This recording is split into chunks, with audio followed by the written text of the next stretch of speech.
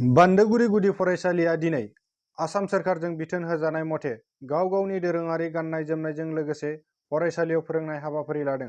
बे हाबाफारिखौ आसाम सोरखारनि बिथोन हरनाय बादिनो गाव गावनि दोरोङारि गाननाय जोमनायजों फरायसालियाव फोरोंनो मोननायखौ जोबोद गोजोननाय मोन्दों होनना फोरमायथिदों बान्दोगुरि गुदि फरायसालिनि गाहाय फोरोंगिरि दिपेन कुमार बसुमतारी बिथाङा।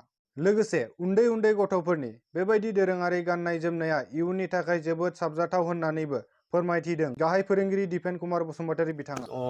दिनैनि हाबाफारिया जादों दिनै गरम बन्द होनायजों लोगोसे जोङो आमथिसुवा मोनसे फोरबो फालिदों।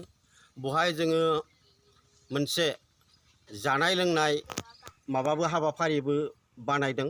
जेरै बर' गामियाव थाइजौ खान्थाल बायदिसिना फिथाइ सामथाइ मोनो, बेखौबो जों लाबोफादों। आरो लोगोसे जोंनि बे फरायसा आरो फरायसुलिफोरखौ जोङो मोनसे गोसो दुंहोखांनो थाखाय मोसानाय मुसुरनाय मोनसे हाबाफारि लादों, जाहाथे बिसोरो माने न' फारसे थांनो गोसो जाया, खोब मोनसे फरायसालियावनो मोसानानै मुसुरनानै समखौ माबालांनो हायो, इयुनाव बिसोरो मोजां मोजां सासे फरायसा जानो हायो। आरो साफ्रोमबो फरायसा आरो फरायसुलिफ्रा माने न'नि फारसे गोसो जायालासिनो फरायसालियावनो नांथाबनानै थानो लुगैनाय मोनसे आबहावा सोमजियो। जों बे माबाखौ हाबाफारिखौ लानाय जादों आरो। बेसे गोबावनिफ्राय सारमोना बे प्रग्रामखौ मानियो?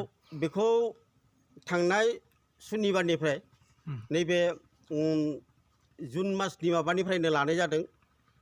दिनै नैथि खेब जाबाय आरो जों बे हाबाफारिखौ इयुनावबो लाबाय थागोन जों मिजिंथिदों आरो सारमोननिफ्राय मदद आरो थुलुंगा मोनोबा गोजौआव हयथ' जोंनि फरायसालिखौबो नुनानै गुबुन गुबुन जायगानि माबाफ्राबो बेखौ नेरसोन हिसाबै दिन्थिलांनो हागोन, आं बेखौ आसा खालामदों आरो।